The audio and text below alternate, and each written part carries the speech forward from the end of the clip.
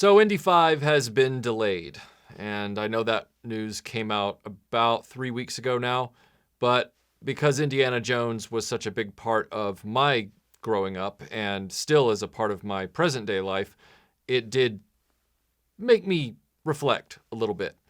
I won't lie and say that I was raring to be there on opening day to see Indiana Jones 5. I saw Kingdom of the Crystal Skull 4 or 5 times in the theater, trying to wrap my head around that, much as I had with Phantom Menace when that came out and relaunched the Star Wars franchise to mixed reviews.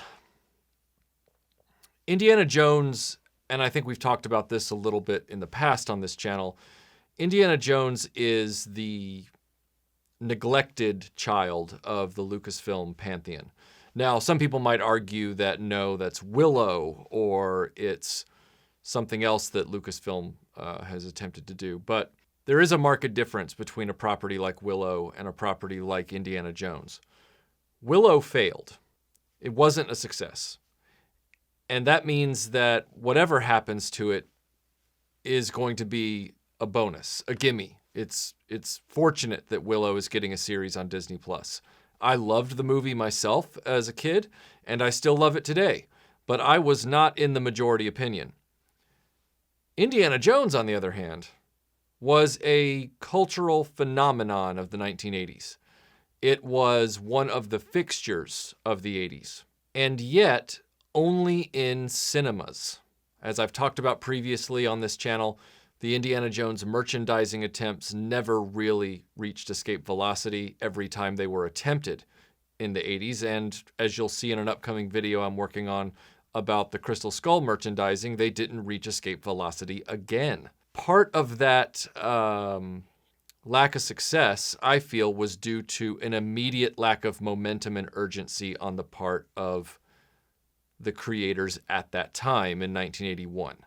You know, we've heard these stories a million times about how, oh, we had no idea, we couldn't have anticipated how big a success this would be. We've heard about it with Star Wars, we've heard about it with Indiana Jones, we've heard about it with so many different properties. Doctor Who, I mean, it seems like almost every success they couldn't have predicted it was going to be the success that it was. And some of that is just due to the fact that, you know, you never know how big something's going to get. But part of it is also just due to the general cluelessness of Hollywood and the way they treat their properties. Indiana Jones, on the other hand, was presented to Steven Spielberg in 1978, 79, something like that. And George, at that point, just, I think, gushed a sigh of relief. And then change the subject from Star Wars to what I was doing next. You know, George Lucas was listening to Spielberg talk about how he longed to make a Bond film. And I said, well, you know what? I've always wanted to direct a James Bond picture. And then George Lucas's legendary response was... So I got that beat. I said, what do you mean? He said, I have a better idea. It's called Raiders of the Lost Ark. Let me tell you about this character I've created called Indiana Smith. I don't like the name. And I said, well, all right. Well, what if we call him Indiana Jones? If you're already comparing your character to James Bond, and that it's better than James Bond, that it will be the new James Bond serialized, stylized, episodic, I guess not episodic, but, you know, James Bond was traditionally one standalone adventure after the other with the same character going through it. And he wanted Indiana Jones to be the same thing. Originally, from what I understand, it was even going to be Raiders of the for every movie. So it was going to be Raiders of the Lost Ark, Raiders of the Temple of Doom. But by the time they got done with Raiders and it was successful, they were like, ooh, we need to put Indiana Jones' name on the top of this. This character headlines these adventures. Let's do that. But whether it was Raiders of the Lost Ark or Indiana Jones and the Temple of Doom, all of us who grew up in the 80s know there was no denying the box office power of Indiana Jones. But I do believe that they tripped up very early on with this. Looking back in retrospect, I feel like they really tripped up. One of the frustrations that I think we had as kids who loved Indiana Jones was not only that the toys really weren't around unless you were at that very early year where you could get some of those Kenner figures, which I missed them by, a hot minute. Indiana Jones was ripe for all kinds of entertainment mediums. I feel like Steven Spielberg and George Lucas and Harrison Ford, in concert during the production of Raiders, quickly pivoted, whether they're aware of it or not. They pivoted from, this is going to be the next James Bond, to this is this series of movies that we do when we all want to get together and hang out. And it quickly became this proprietary franchise where Harrison Ford will always be Indiana Jones in the minds of the filmmakers, which gets passed on to the minds of the audience, whereas with James Bond, sure, there was some, arguing at the time about Sean Connery being the only James Bond before Lazenby tried to take over and then did a runner, and then Roger Moore then took over. So in that sense, there were some growing pains, but every legacy character can get through recastings and growing pains. We've seen this with Doctor Who and others. You find the right script, and as long as you cast fairly solidly, you'll get through it. If you recast and then you have dog crap scripts, you're finished. But with Indiana Jones, which was primed and described as the next James Bond, or the next James Bond thing, that quickly went away. Because the moment you decide in your own mind as the creator, Harrison Ford is always going to be Indiana Jones, well, then it just becomes that holiday that you take with your friends every few years. And when I say every few years, I mean every few years. They built up some Star Wars level momentum between Raiders and Temple of Doom. But then once they got the least bit of criticism for Temple of Doom, which is too bad because Temple of Doom is underrated, in my opinion. It knew it could never be Raiders, and yet it took risks and wanted to be something markedly different, and it has some really great things going for it. But they got slapped around by the critics and the parents groups, and immediately Lucas and Spielberg backed off of all that.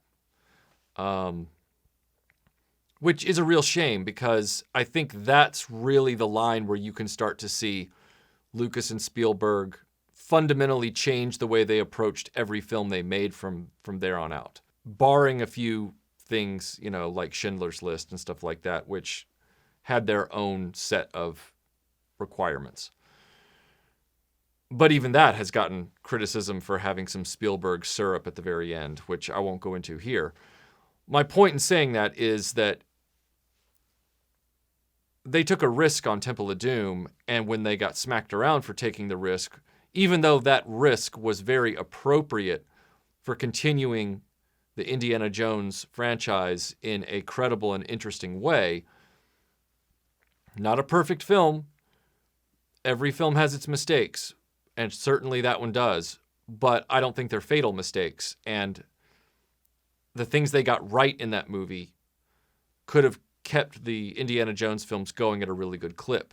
However, by that point, Harrison Ford was a box office phenomenon, and even though that movie got smacked around critically, it was one of the top grossing films of 1984. And at that point, they took a 5-year break. Well, they had already gone 3 years between Raiders and Temple of Doom, which was standard. The Star Wars films were 3 years in between.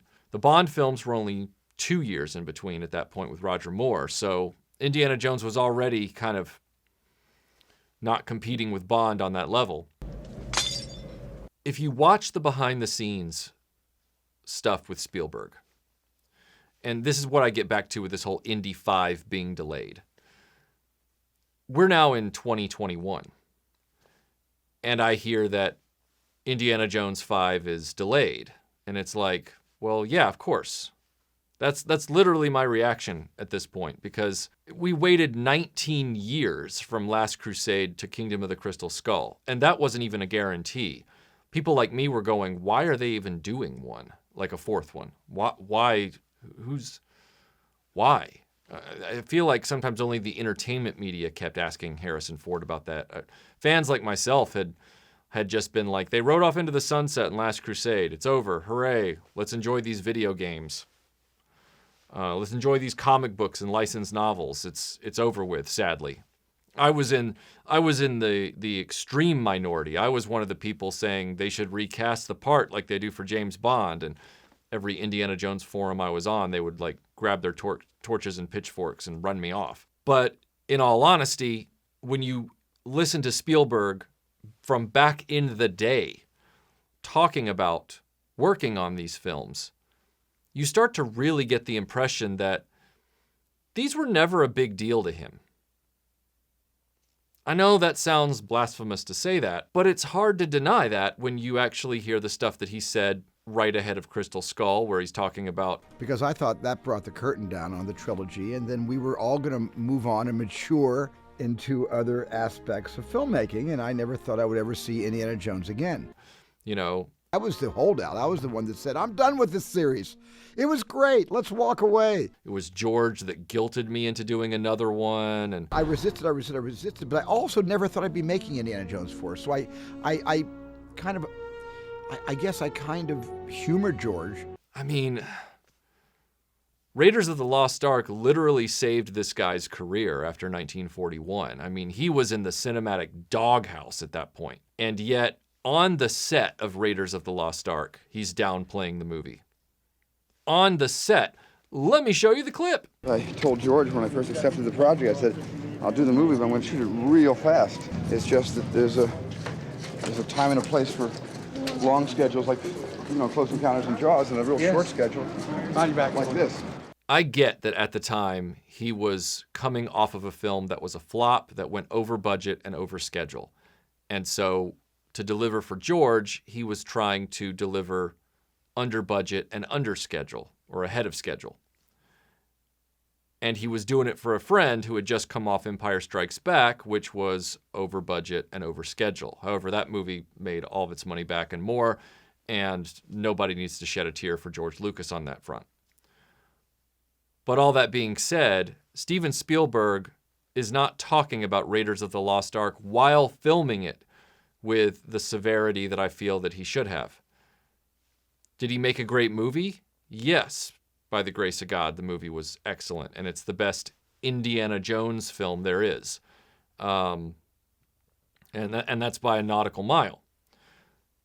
But the creator of the film at that time, I say the creator, George Lucas is the creator, the director of the film at that time was not taking it all that seriously. And I don't think that he has since then. I think he's found things to keep him interested. So, for example, with the second film, what kept him interested was Kate Capshaw.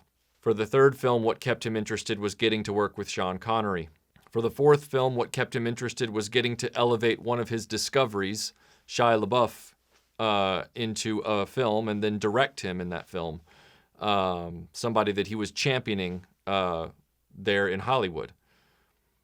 I'd just like to side note that I'm probably in the minority opinion on this as well. Shia LaBeouf was not the problem in Indy 4. As a matter of fact, he was arguably the most consistently enjoyable part of that film.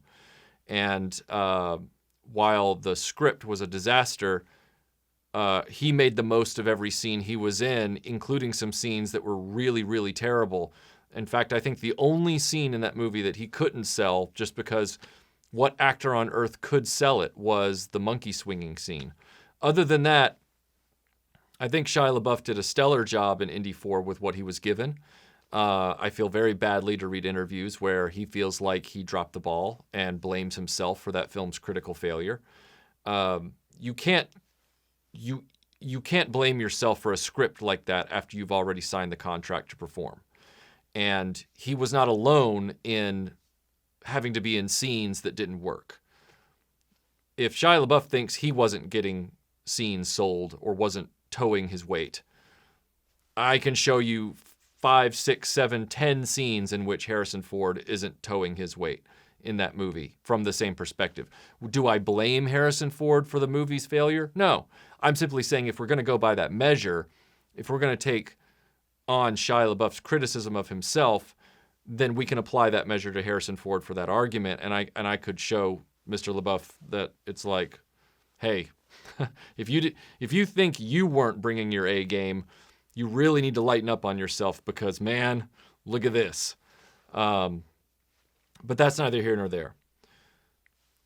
The point is that Indiana Jones had momentum from Raiders to Temple of Doom. And it didn't capitalize on that momentum properly. Where was the Saturday morning cartoon with Indiana Jones? Why did that never happen? Especially after Temple of Doom, even though Temple of Doom made parents groups angry or whatever.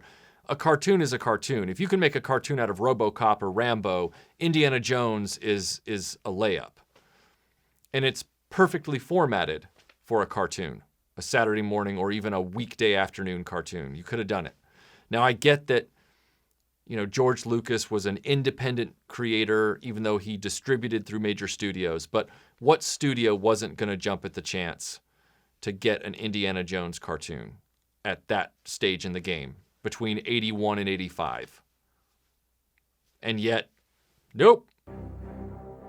It was the idea of taking the genre from the 1930s serials, action-adventure serials, to the B science fiction movies of the 50s. Part of it comes down to the fact that, let's just take the rose-colored glasses off. George Lucas, he's a very, very talented man, and he's also a very, very weird man.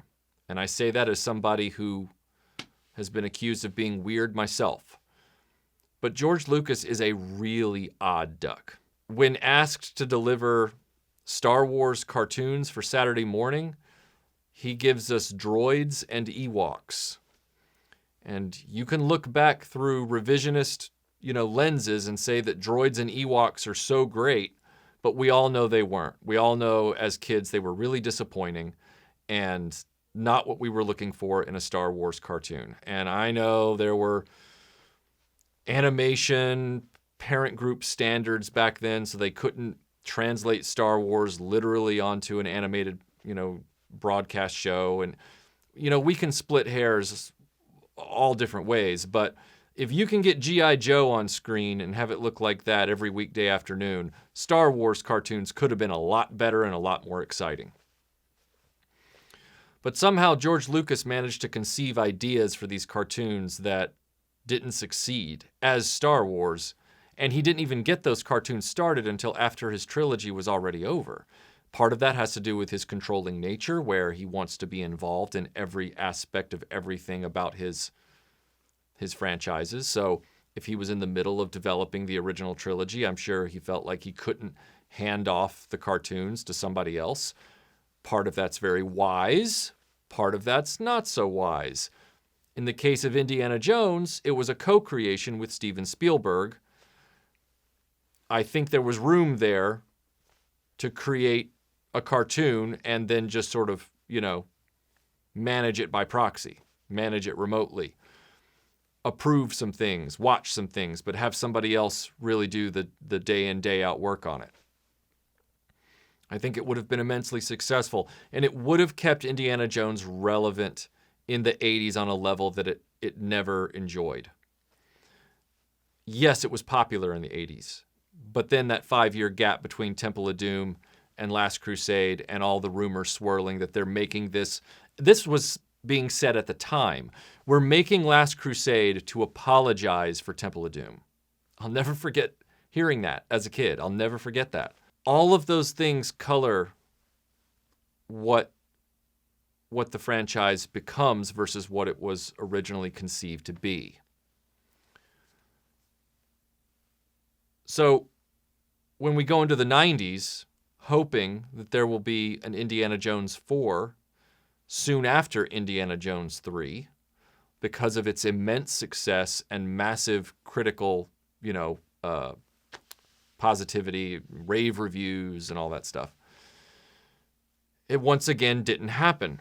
This was the time when, 1989-90 was the time when George Lucas said, and now I'm going to do a TV show. It's going to be called Young Indiana Jones Chronicles. I'm going to do this TV show. It's going to be great. And it was Flintstone Kids. It was Muppet Babies Indiana Jones. Now, I'm not saying that to say that Sean Patrick Flanery didn't do a good job. He was the older Indy in the series, but it was once again another weird idea from George Lucas. I'm going to show him as a really, really little kid. Who cares? I mean, he should have learned his lesson from that and never had Anakin be a 9-year-old kid in Phantom Menace, but he didn't learn his lesson. Ever since Temple of Doom, him and Steven Spielberg have been kind of, different. And he said, I'm going to jump around. So sometimes he'll be the little kid and sometimes he'll be the Sean Patrick Flanery version, which is supposed to be the River Phoenix version, just like 2 or 3 years older or something. Another miss, another creative playground for George Lucas to kind of do these weird things. And he didn't even use the actual music. He created a completely different theme for the show. It's like, dude, if you want to try and ground this as part of this franchise, you could have at least used the music. I'm sure there was some royalty he didn't want to pay to John Williams or something. I don't know. I really don't know. But it is bizarre, but it's not surprising. Despite 3 blockbuster movies, Indiana Jones was never afforded any kind of attention by Lucasfilm. By the early 90s, we had some CD-ROM games like Fate of Atlantis, but they were leaked out very sporadically. For every, 5 or 6 Star Wars games, you were lucky to get 1 Indiana Jones game. I've said it before, the Star Wars Super Nintendo games, it was 1 game per movie. Indiana Jones got all 3 movies crammed onto 1 game and 1 cartridge. By that time, you're used to it. If you are an Indiana Jones fan like I was, you don't feel hurt about it anymore. It's just the normal. It's just like, this is just the way it is, And it does make you question sometimes when you're as big an Indiana Jones and Star Wars fan as many of us in our generation are from that original era. It does get confusing because sometimes I sit back and I go, am I actually a bigger Indiana Jones fan than I am a Star Wars fan, but I just haven't figured that out yet because there just simply hasn't been enough merchandise and ephemera around to make me aware of it? If there had been more of the Indiana Jones stuff coming down the pipeline, would I have eventually ignored Star Wars? Would I have moved over? Sometimes I think Indiana Jones is far more influential in my life than Star Wars was in many ways. But I won't know that because Star Wars remained relevant, because Star Wars remained attended. No one's flying the plane! And that's where we are with this whole Indy 5 thing. People have been saying that all the delays that Kathleen Kennedy has created, all the directors that have been fired over the course of her leadership since 2012 at Lucasfilm, she'll get the chopping block any day now. And then what happens this past day or so? Disney re-ups Kathleen Kennedy's contract for another 3 years. The more things change, the more they stay the same. And after Kingdom of the Crystal Skull, I was just like, well, it was a nice attempt. I wish they'd left it with Last Crusade since they aren't going to recast and get a new director. But like I just said a few minutes ago, Steven Spielberg has never really treated these in his own mind the way we would like to think he does. I mean, he was very happy to walk away from Indy 5's director chair and just become a producer in the wings. Again, that's their prerogative. And from what it sounds like, Harrison Ford wants to be Indiana Jones and not give the character over to anybody else ever. So now they're going to try and carry the franchise on with a completely new person who will play a new character, which I'm sure that's why they named Shia LaBeouf Mutt Williams in Indiana Jones 4, hoping that would catch on, and then the next movie would be Mutt Williams and the something of something. But that didn't catch on because the script was terrible.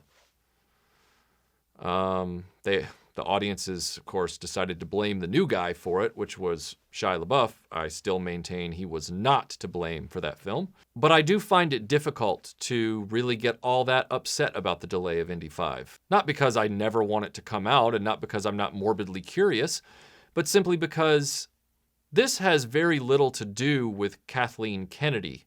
Even though, yes, she has a track record for getting directors fired, delaying and shutting down projects. Hot off the presses just 5 minutes ago, apparently the Rogue Squadron movie is now shuttered because of creative differences. And if the news story is to be believed, Rian Johnson's trilogy is shuttered as well, which, I mean, I think we would all throw a bonfire party if that happened, if that became true. But it's all part and parcel to the way Kathleen Kennedy has mismanaged Lucasfilm. That's nothing new. But in the case of Indiana Jones, a delay is nothing new for this franchise, regardless of Kathleen Kennedy. Son of a bitch. It's just the way it is. Some things will never change. So once again, Jones, what was briefly yours is now mine. And at this point, does it really matter? That's for blasphemy. Indiana Jones did not build on its momentum in the 80s the way it should have. It pivoted away from its original intentions as a franchise way too quickly, from not getting on a production schedule that could compete with James Bond, and from not establishing early on that the character would be recast like James Bond and continue in that way, the way Lucas allegedly intended it to be. Indiana Jones has never been the franchise that it could have been, that it should have been, that they intended it to be, and that we as a generation keep thinking it is in our minds. A lot of the people I talk to who love the 80s, they love Star Wars and Ghostbusters and Back to the Future and Indiana Jones and all that stuff. A lot of the people over the years I've talked to, they yearn for the next Indiana Jones movie.